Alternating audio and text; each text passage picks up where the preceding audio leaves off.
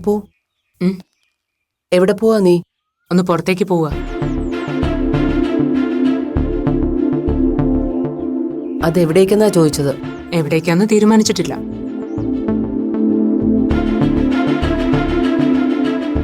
രണ്ടു ദിവസമായിട്ട് ഞാൻ റൂമിൽ തന്നെ ആയിരുന്നല്ലോ.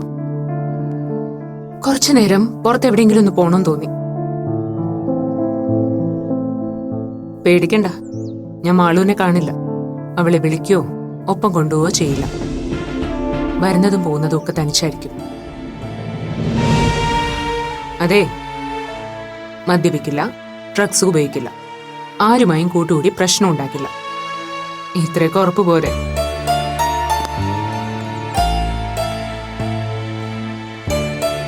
VP എന്താ അവളോടൊന്നും സംസാരിക്കാത്തത്?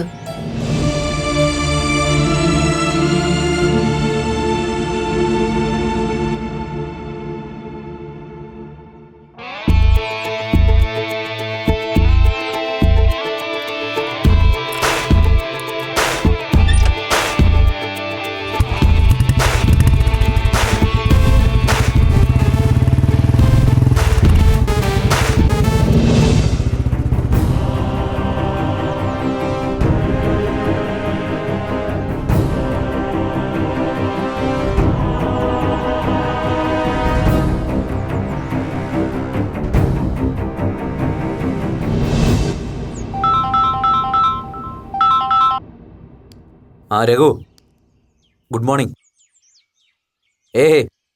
വീട്ടിലാണ്. എന്താ രഘു, നമ്മുടെ ഏരിയയിലോ? ഇന്നത്തെ പത്രത്തിലോ? അങ്ങനെ വരാൻ വഴിയില്ലല്ലോ. ശരി, ഞാനൊന്ന് കൺഫേം ചെയ്തിട്ട് തിരിച്ചു വിളിക്കാം. ഞാൻ തിരിച്ചു വിളിക്കാം. ഓക്കെ.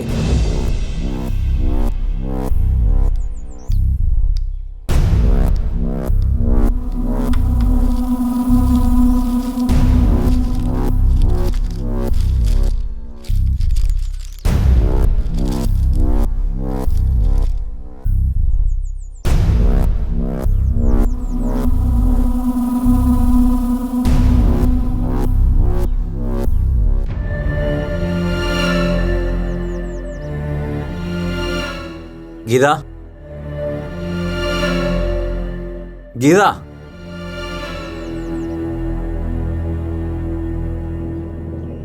എന്താ VP?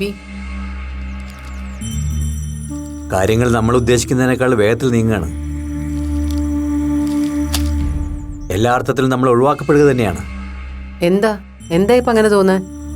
കാര്യം എന്താണെന്ന് തെളിച്ചു പറ. മുരളി ആ വീടും സ്ഥലം വിൽക്കാൻ പോവുക. വീട് വിൽക്കാൻ പോവാണെന്നോ? ഇതാരാ പറഞ്ഞേ? ആര് പറഞ്ഞാലും അത് വെറുതെ ആവും. അങ്ങനെ എന്തെങ്കിലും ഉണ്ടെങ്കിൽ മുരളി അശ്വതിയും നമ്മളോട് സൂചിപ്പിക്കെങ്കിലും ചെയ്യില്ലേ? അല്ലെങ്കിൽ തന്നെ അവർക്കിപ്പോ അതിന്റെ ആവശ്യം എന്താ? ആവശ്യമുണ്ട് ഗീത, ആവശ്യമുണ്ട്. അവരെല്ലാം തീരുമാനിച്ചു കഴിഞ്ഞിരിക്കുന്നു. VP ഇതെങ്ങനെ അറിഞ്ഞു? ഇപ്പൊ എന്നെ ഒരു ഫ്രണ്ട് വിളിച്ചിട്ടുണ്ടായിരുന്നു. അത്യാവശ്യം റിയൽ എസ്റ്റേറ്റ് ബിസിനസ് ഒക്കെ ഉള്ള ആളാ രഘു. നമ്മുടെ റെസിഡൻഷ്യൽ ഏരിയയിൽ ഒരു വീട് വിൽക്കാനുണ്ടെന്നുള്ള പത്രപരസ്യം കണ്ടിട്ടാ അയാളെ വിളിച്ചത്. എനിക്കറിയാവുന്ന ആളാണെങ്കിൽ ഒന്ന് പരിചയപ്പെടുത്തി കൊടുക്കണത്രേ. പരസ്യത്തിലെ കോണ്ടാക്ട് നമ്പറിൽ രാവിലെ തന്നെ അയാൾ വിളിച്ചു നോക്കി. മുരളീകൃഷ്ണൻ എന്നാണ് ഹൗസ് ഓണറുടെ പേരെന്ന്. അത് ചിലപ്പോ നമ്മുടെ മുരളി തന്നെ ആവണമെന്നില്ലല്ലോ VP. ആളാ തന്നെയാ ഗീത. പരസ്യത്തിൽ കൊടുത്തിരിക്കുന്ന കോണ്ടാക്ട് നമ്പർ മുരളിയുടെ തന്നെയാ. എന്നാലും പെട്ടെന്ന് ഇങ്ങനെ ഒരു തീരുമാനം, അതും ആരെ അറിയിക്കാതെ? അറിയിക്കേണ്ടവരെയൊക്കെ അറിയിച്ചിട്ടുണ്ടാവും. നമ്മൾ ആ ലിസ്റ്റിലില്ലെന്നേ ഉള്ളൂ. എല്ലാവരും നമ്മളിൽ നിന്ന് ഒഴിഞ്ഞു പോവുകയാണ് ഗീത. ഏറ്റവും അടുപ്പമുള്ളവർ തന്നെയാണ് ആദ്യം ഗുഡ് ബൈ പറയാൻ തിരക്ക് കൂട്ടുന്നത്. മുരളി അശ്വതിയും പാവങ്ങളായതുകൊണ്ട് സ്വയം ഒഴിവാവുന്നു. മറ്റുള്ളവരിൽ നിന്ന് അത്ര പോലും ദാക്ഷിണ്യം നമ്മൾ പ്രതീക്ഷിക്കേണ്ടി വരില്ല. കോക്കുവിളിയും കല്ലെറിയും ഒക്കെ ഉണ്ടാവും. VP എന്തിനാ ഇങ്ങനെ ഭയക്കുന്നത്? നമ്മൾ ആരോടും ഒരു തെറ്റും ചെയ്തിട്ടില്ലല്ലോ. അതൊന്നും ഒരു എക്സ്ക്യൂസ് അല്ല ഗീത. ആൾക്കാരുടെ മനസ്സ് അങ്ങനെയാ. അവർക്ക് ഉൾക്കൊള്ളാനാവാത്ത കാര്യങ്ങളോട് വളരെ പരുഷമായി അവർ പ്രതികരിച്ചെന്നിരിക്കും. ആളും തരമൊന്നും അവർക്കതിൽ പ്രശ്നമേ അല്ല. എന്നാലും എന്തുദ്ദേശിച്ചിട്ടാവും മുരളി ഇങ്ങനെയൊക്കെ? ഉദ്ദേശം ഒന്നേ ഉള്ളൂ, എത്രയും വേഗം നമ്മളുമായിട്ടുള്ള എല്ലാ ബന്ധവും ഉപേക്ഷിക്കുക. അപ്പോൾ നമ്മളും അവർക്കൊരു ബാധ്യതയാവുമെന്ന് അവർ നല്ലതുപോലെ ഭയപ്പെടുന്നുണ്ടിപ്പോൾ. ആ ഇന്ദിരാമയുടെ ബുദ്ധിയാവും ഇതിന്റെ പിന്നില്. ബുദ്ധി ആരുടേതായാലും മുരളിക്കത് സ്വീകാര്യമായല്ലോ. അതാണ് എന്നെ അതിശയിപ്പിക്കുന്നത്. ഞാനിപ്പോൾ വരാം. എങ്ങോട്ടാ?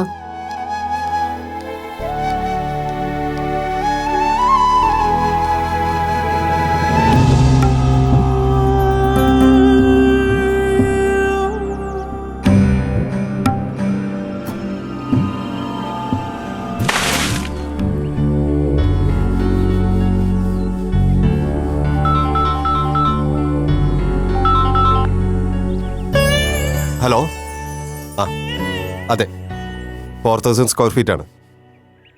ഇല്ലില്ല, സോറി, തേർഡ് പാർട്ടി ഡീല് താല്പര്യമില്ല. Only direct client. No sorry. Okay.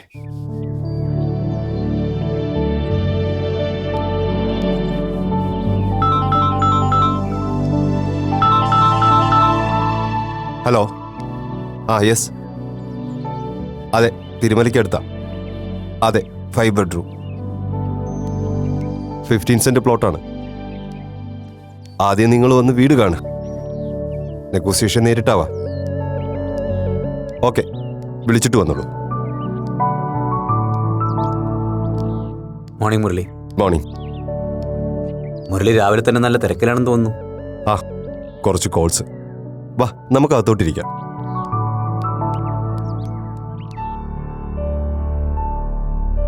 ഇരിക്കെ. എന്താ വന്നത്? ഏയ്, വെറുതെ. കുറച്ച് ദിവസമായാലും അങ്ങോട്ടൊക്കെ ഒന്ന് ഇറങ്ങിയിട്ട്. അശ്വതിയും മാളുമൊക്കെ എന്തു പറയുന്നു? എല്ലാവരും സുഖമായിട്ടിരിക്കുന്നു.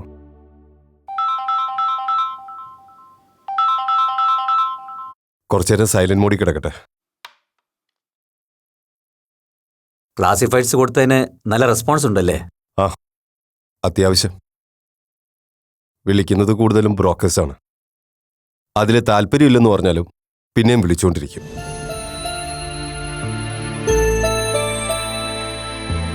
അല്ല, ഞാൻ പത്രത്തിൽ പരസ്യം കൊടുത്ത കാര്യം VP എങ്ങനെ അറിഞ്ഞു? അതെന്ത് ചോദ്യാ മുരളി? പത്രത്തിൽ വീട് വിൽക്കാനുണ്ടെന്ന് പരസ്യം കൊടുത്താൽ പിന്നെ എല്ലാരും അറിയില്ലേ? ആ, VP ഏട്ടനോ? എപ്പോ വന്നു? ഇപ്പൊ വന്നേ ഉള്ളൂ. ആ, ഞാൻ ടെറസിൽ തുണി വിരിക്കായിരുന്നു. നിങ്ങൾ ഇരിക്കാൻ, ഞാൻ ചായ എടുക്കാം. വേണ്ട, വീട്ടിൽ നിന്ന് ഇപ്പൊ കഴിച്ചിറങ്ങിയതേ ഉള്ളൂ.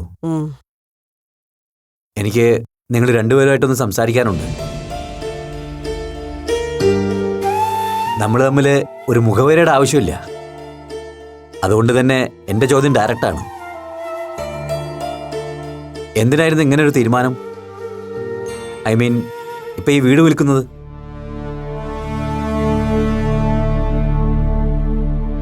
ഫിനാൻഷ്യൽ പ്രശ്നങ്ങളൊന്നും ഇല്ലെന്നറിയാം. പിന്നെ അത് പിന്നെ എന്തിനാന്ന് ചോദിച്ചാ, അശ്വതിക്ക് അടുത്ത് തന്നെ ഒരു ട്രാൻസ്ഫർ ഉണ്ടാവും VP. മിക്കവാറും എറണാകുളത്തേക്കോ തൃശ്ശൂരേക്കോ ആയിരിക്കും. പിന്നെ ഞാനും എറണാകുളത്തേക്കൊരു ഷിഫ്റ്റിംഗ് ആലോചിക്കുന്നുണ്ട്. ഫിനാൻഷ്യൽ പ്രശ്നങ്ങളൊന്നും ഇല്ലാന്നല്ല VP. അത്യാവശ്യം കുറച്ച് ലോൺസും ലയബിലിറ്റീസും ഒക്കെ വേറെയുണ്ട്.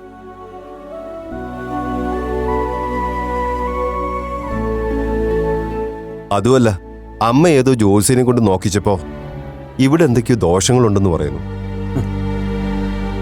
അങ്ങനെ എല്ലാം കൊണ്ട് നോക്കുമ്പോ ഒരു ഷിഫ്റ്റിംഗ് നല്ലതാണെന്ന് തോന്നി. മുരളി, കഴിഞ്ഞ 1-1.5 മാസമായിട്ടേ ഉള്ളൂ നമ്മൾ തമ്മിൽ വേണ്ടത്ര അപ്ഡേഷൻ ഇല്ലാതെ പോയിട്ട്.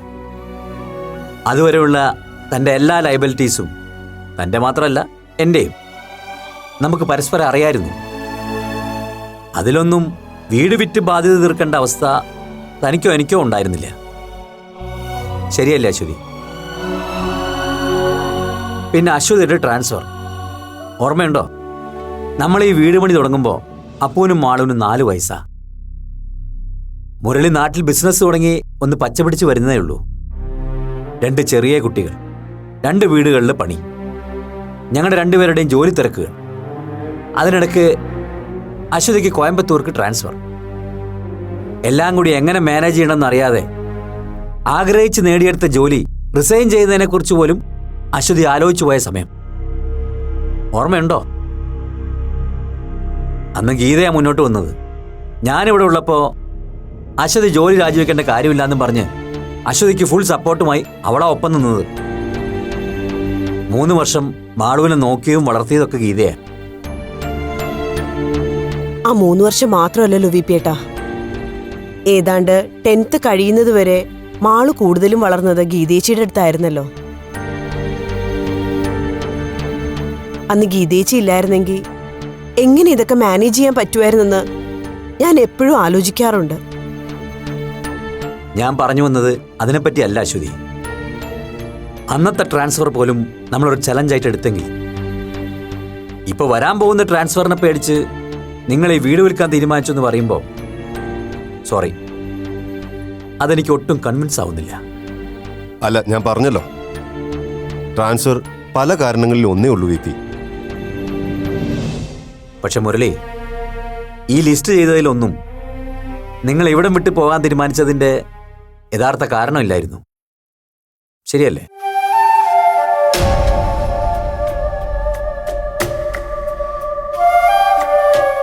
ശരിയാ, തുറന്നു പറയാലോ. ഇങ്ങനൊരു തീരുമാനത്തിന് ഞങ്ങളെ പ്രേരിപ്പിച്ചത് അപ്പു തന്നെയാണ്.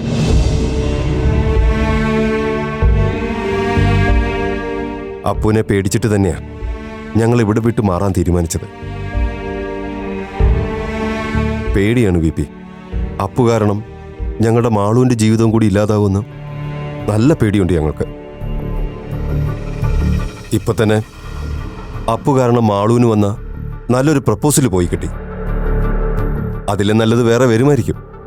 പക്ഷെ അപ്പോഴും അപ്പു കൂടെ ഉണ്ടെങ്കിൽ വയ്യ വി പി. മാളുവിൻ്റെ കാര്യത്തിൽ ഇനി ഞങ്ങൾക്കൊരു റിസ്ക് എടുക്കാൻ വയ്യ. അതുകൊണ്ട് തന്നെയാ ഇത് വിറ്റ് ദൂരെ എങ്ങോട്ടെങ്കിലും മാറാമെന്ന് വിചാരിച്ചത്. വി പി എന്ന് പറഞ്ഞതുപോലെ സ്വരം നന്നായിരിക്കുമ്പോൾ തന്നെ എല്ലാം വെച്ച് മതിയാക്കുന്നതാ നല്ലത്. എനിക്ക് മനസ്സിലാവുന്നുണ്ട്, ശരിയാണ്. അപ്പു കാരണം മാളുവിന്റെ ലൈഫ് സ്പോയിലാവാൻ പാടില്ല. ഇപ്പോ മാളു നിങ്ങളുടെ കുട്ടിയാണ്, നിങ്ങളുടെ മാത്രം കുട്ടി. ശരി, നിങ്ങളുടെ തീരുമാനം പോലെ തന്നെ നടക്കട്ടെ. ആ, എൻ്റെ ഒരു ഫ്രണ്ട് വീടിൻ്റെ കാര്യം രാവിലെ വിളിച്ച് അന്വേഷിച്ചിരുന്നു. ഞാൻ അയാളോട് മുരളി വന്ന് കാണാൻ പറയാം. വരട്ടെ.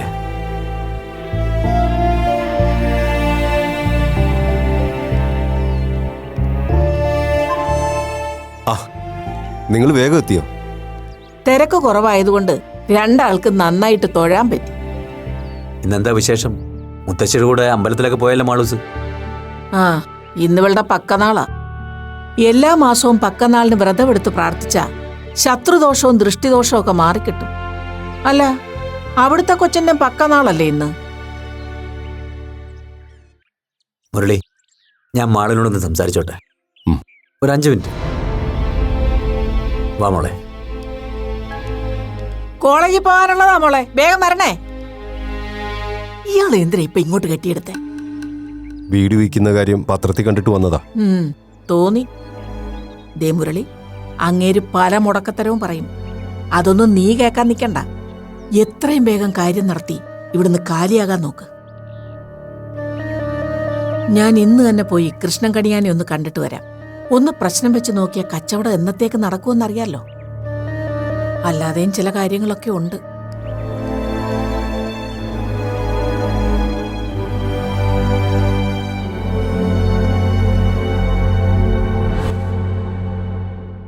ഒന്നും എനിക്കറിയില്ല അങ്കിൾ. അച്ഛനും അമ്മയും മുത്തശ്ശിയും കൂടി എന്തൊക്കെയോ തീരുമാനിക്കുന്നു. പെട്ടെന്നൊരു ഷിഫ്റ്റിംഗ് മോളുടെ സ്റ്റഡീസിനെ ബാധിക്കില്ലേ? അതെങ്കിലും മുരളി അശ്വതി ഓർക്കണമായിരുന്നു. ഇവിടുന്ന് പോകാൻ എനിക്കൊരാഗ്രഹമില്ല അങ്കിൾ. മാറണ്ടെന്ന് ഞാൻ അച്ഛനോടും അമ്മയോടും ആവതും പറഞ്ഞു നോക്കി. പക്ഷെ എല്ലാ അപ്പു കാരണമാണെന്ന് മുരളി എന്നോട് പറഞ്ഞു കഴിഞ്ഞു. അപ്പുവിനിപ്പോൾ എല്ലാവർക്കും പേടിയാ. മോളുടെ അച്ഛനും അമ്മയ്ക്കും മുത്തശ്ശിക്കും മാത്രമല്ല, എനിക്കും ഗീതയ്ക്കും വരെ പേടിയാ അവളെ. ശരിക്കും പേടിക്കേണ്ടവളാണ് അവള്. അതെന്തിനാണെന്ന് എനിക്ക് മനസ്സിലാവുന്നില്ല അങ്കിൾ. അതിനും വേണ്ടി അപ്പു ചെയ്ത തെറ്റെന്താണെന്നും. തെറ്റ് തന്നെയാണ് അവൾ ചെയ്തത്, ചെയ്യുന്നതും. പ്രകൃതിക്കൊരു താളമുണ്ട്, നിയമവും. നമ്മളെ തെറ്റിക്കാൻ പാടില്ല. അപ്പോ അത് ചെയ്തു, അരുതാത്തത് മോഹിച്ചു. പക്ഷെ അങ്കിൾ, അത് അപ്പുവിന്റെ മാത്രം തെറ്റാവുന്ന എങ്ങനെയാ? അവളുടെ മനസ്സങ്ങനെയായി പോയതിന് അവൾ എന്ത് പഴിച്ചു? അങ്ങനെ ആവാൻ പാടില്ല മാളു. അഥവാ അങ്ങനെ ആയാലും ആരെയും അറിയിക്കാതെ ആ മനസ്സ് തിരിച്ചു പിടിക്കാൻ ശ്രമിക്കണം. അപ്പോ അതല്ലല്ലോ ചെയ്തത്. അപ്പു അതിനൊക്കെ ശ്രമിച്ചതാ അങ്കിൾ, എനിക്കറിയാവുന്ന കാര്യമാണ്. പക്ഷെ അവൾ അതിൽ വല്ലാതെ പരാജയപ്പെട്ടു. വേണ്ട മാളു, അവളുടെ കാര്യം വിട്ടേക്ക്. ഞാൻ മോളെ വിളിച്ചത് അത് പറയാനല്ല. മുരളിയുടെ ഈ തീരുമാനം അത്ര നല്ലതാണെന്ന് എനിക്ക് തോന്നുന്നില്ല. മോള് വിചാരിച്ച അച്ഛൻ്റെ അമ്മയുടെ മനസ്സ് മാറ്റിയെടുക്കാവുന്നേ ഉള്ളൂ. അപ്പുമായിട്ടുള്ള എല്ലാ ബന്ധവും ഉപേക്ഷിക്കാമെന്ന് മോൾ അവർക്ക് വാക്കുകൊടുത്താ ചിലപ്പോൾ ഇതിൽ നിന്ന് പിന്മാറാൻ മുരളി തയ്യാറായേക്കും. അങ്കിൾ, ഒരുപാട് ആഗ്രഹിച്ചും സ്വപ്നം കണ്ടും കഷ്ടപ്പെട്ടും നേടിയതാണ് മോളുടെ അച്ഛനും അമ്മയും ഈ വീട്. അതൊന്നും എൻ്റെ മോള് കാരണം നിങ്ങൾക്ക് നഷ്ടമായിക്കൂടാ. ഒഴിഞ്ഞു പോകേണ്ടത് നിങ്ങളല്ല മാളു, ഞങ്ങളാ. ഈ തീരുമാനം മുരളിയേക്കാൾ മുന്നേ എടുക്കേണ്ടത് ഞാനായിരുന്നു. ആ പോട്ടെ, തിരുത്താൻ ഇനിയും സമയമുണ്ടല്ലോ. പറഞ്ഞല്ലോ, മുരളിയെ കൊണ്ട് അങ്ങനെ ഒരു തീരുമാനം ക്യാൻസൽ ചെയ്യിപ്പിക്കണമെങ്കിൽ മാളൂസ് വിചാരിച്ചാലേ പറ്റൂ. വിചാരിക്കണം. അപ്പുവിൻ്റെ കാര്യം മറന്ന് മോള് പഠിച്ച് മിടുക്കിയാവണം. നല്ലൊരു ജീവിതം ഉണ്ടാവണം നിനക്ക്. 2 പെൺമക്കളിൽ ഒരാളുടെ ജീവിതങ്ങളും രക്ഷപ്പെട്ടല്ലോ എന്നോർത്ത് എനിക്കും ഗീതയ്ക്ക് സമാധാനിക്കാലോ. അങ്കിൾ, പോട്ടെ മോളെ.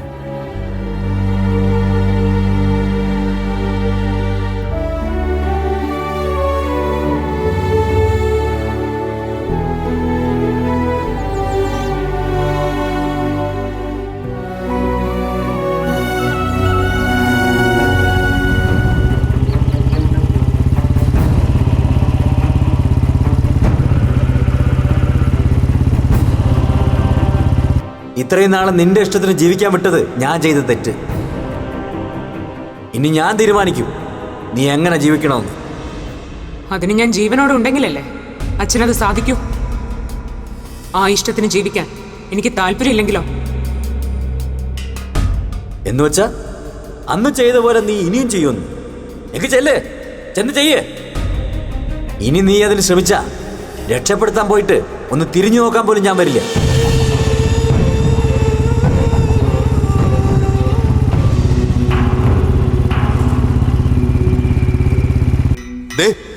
ഇനി ഇവളെ കാണാനോ വിളിക്കാനോ ഒന്നും പറഞ്ഞു മേലിൽ അങ്ങോട്ട് വന്നു പോരുത്, കേട്ടല്ലോ. വാ ഇവിടെ, അച്ഛാ, വരാൻ. വീടച്ഛാ. ഇങ്ങോട്ട് വാ.